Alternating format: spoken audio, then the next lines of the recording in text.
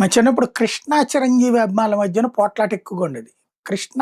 ఇది 'చిరంజీవి' అభిమానులేమో వాడు బ్రేక్ డాన్స్ కనిపెట్టాడు, డిస్కో డాన్స్ కనిపెట్టాడు, షేక్ డాన్స్ కనిపెట్టాడు. అలాగే 'రీగల్' ఫైట్ చేశాడు. ఎగిరి 2 కాళ్ళతో కొడతాడు. ఇట్లాంటివి చెప్పుకునేవాళ్ళం పిల్లలప్పుడు. అలాగే 'కృష్ణ' అభిమానులొచ్చేటప్పటికి మావాడు 'రీగల్' ఫైట్ చేశాడు.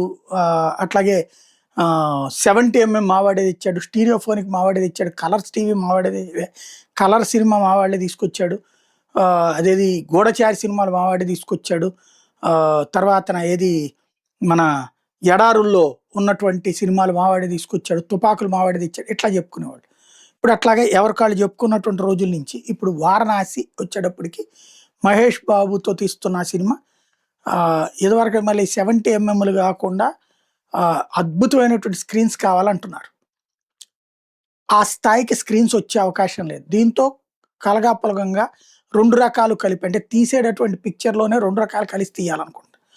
'వారణాసి' అన్నటువంటిది ఖచ్చితంగా రాజమౌళి సినిమా అంటే ఏళ్ల తరబడి సాగుతది. సేమ్ టైమ్ ఎక్స్‌పెక్టేషన్ ఎక్కువుంటది. ఇంతవరకు వరుస విజయాలతో అద్భుతంగా ఉన్నటువంటి ఆయన ఇప్పుడు వేరే ఫార్మాట్‌లో సినిమా తీసి దాన్ని కన్వర్ట్ చేస్తానంటున్నారు. అది ప్రయోజనమా? నష్టమా? అన్నటువంటి దాని మీద ఫ్యూచర్ డిపెండ్ అయ్యి ఉంటది.